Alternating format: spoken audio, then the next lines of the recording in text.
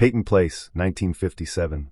Peyton Place is often remembered as a glamorous, high-drama film about small-town secrets, but fans of the original novel know it was something far more daring. Grace Metalius's 1956 bestseller was explosive for its time, raw, unfiltered, and filled with social taboos that challenged the idealized image of American life. But when Hollywood adapted the novel just a year later, it trimmed down the scandal, toned down the trauma, and left behind much of what made the book unforgettable. Gone were the unapologetic depictions of sexual abuse, class struggles, and moral hypocrisy. In their place stood subtle hints, suggestive glances, and dramatic pauses. Lana Turner delivered a powerful performance, but even her star power couldn't fully capture the book's raw emotional weight.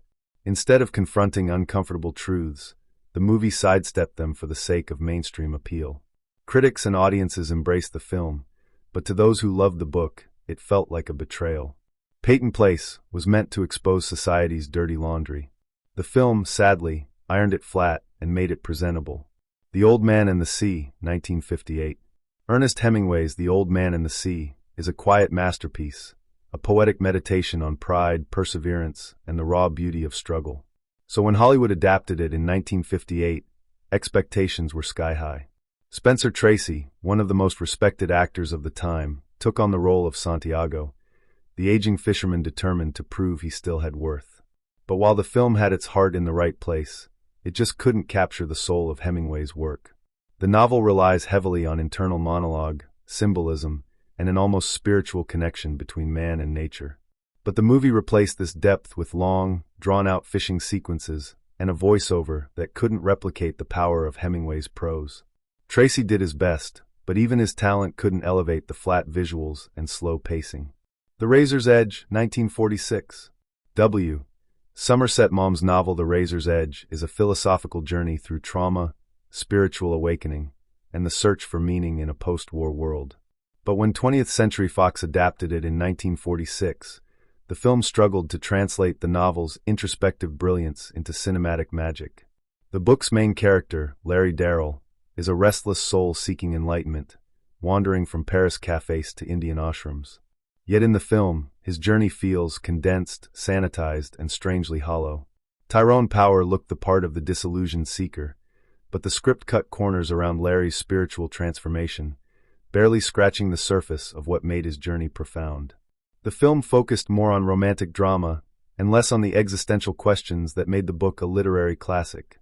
Even with strong performances and elegant visuals, The Razor's Edge lost the edge that made the novel unforgettable. It simplified the philosophy, rushed through revelations, and played it too safe for post-war audiences. What should have been a bold tale of spiritual depth was trimmed into a polite melodrama. Hollywood didn't just miss the point, it dulled the blade. From the Terrace, 1960.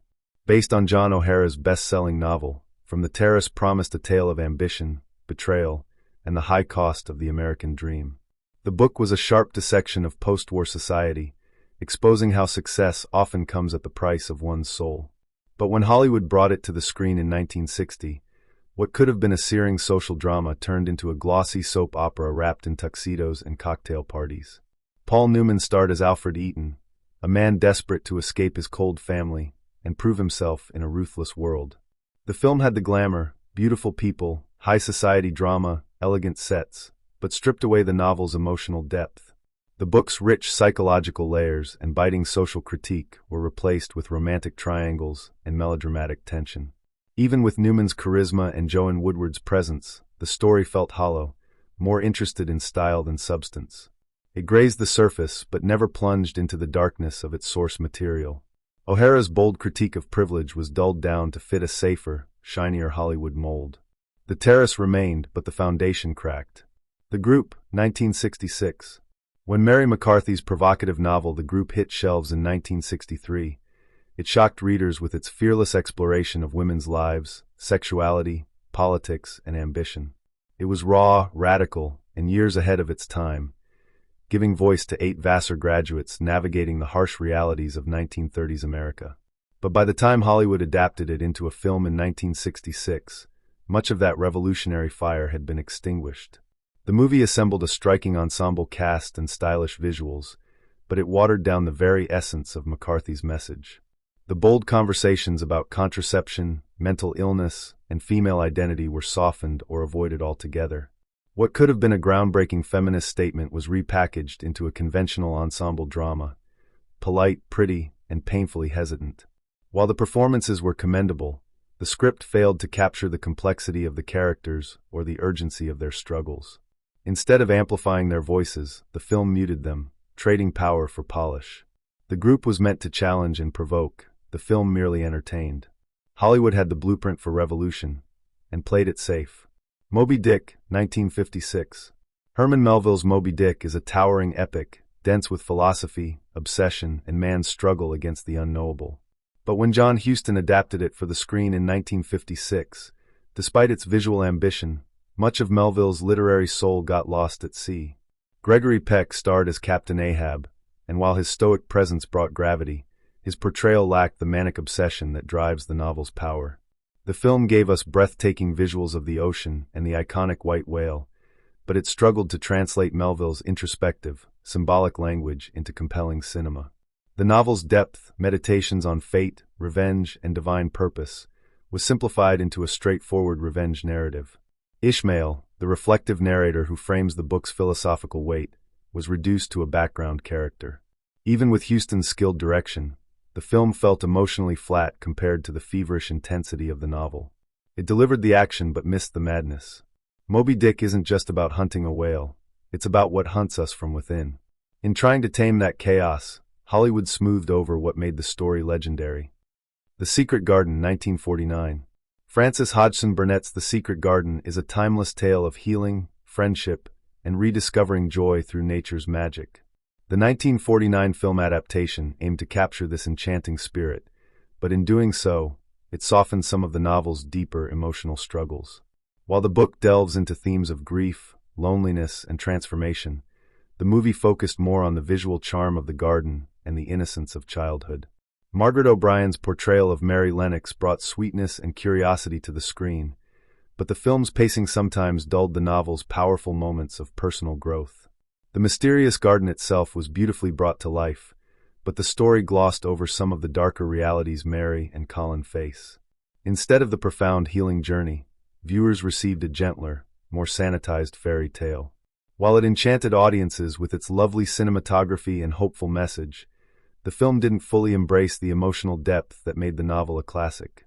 The Secret Garden remained secret, a place of beauty, but missing some of its soul. The Adventures of Huckleberry Finn, 1960. Mark Twain's The Adventures of Huckleberry Finn is one of America's greatest literary treasures, a sharp, witty exploration of freedom, friendship, and moral growth along the Mississippi River.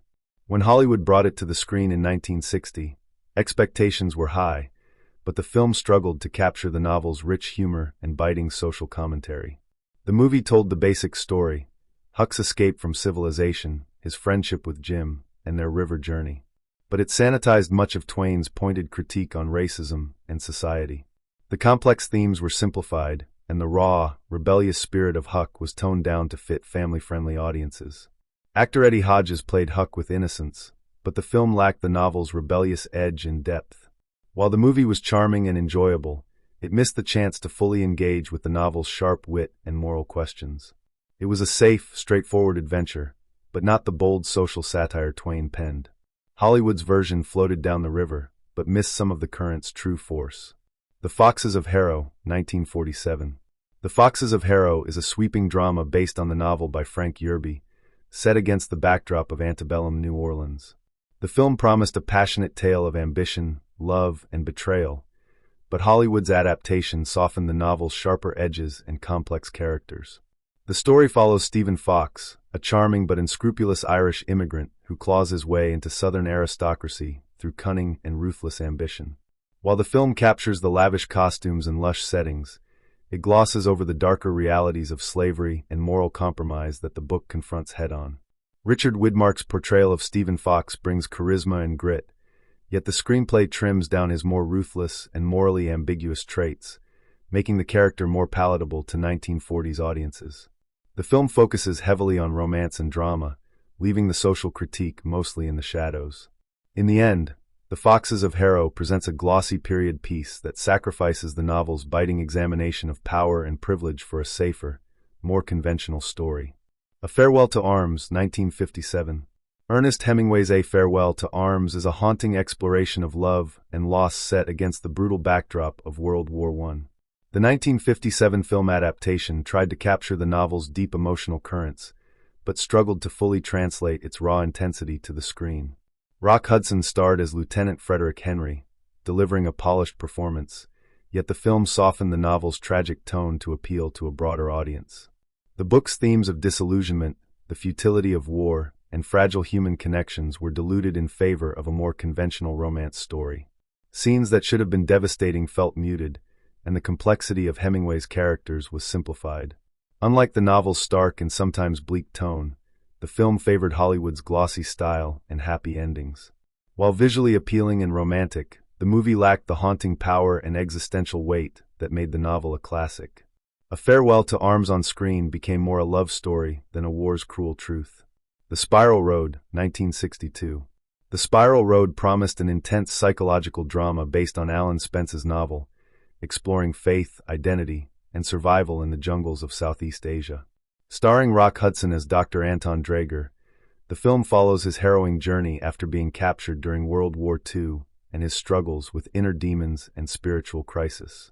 Though the source novel delves deeply into the complexities of belief and human endurance, the movie's adaptation leaned more towards adventure and romance, sacrificing much of the introspection and philosophical depth.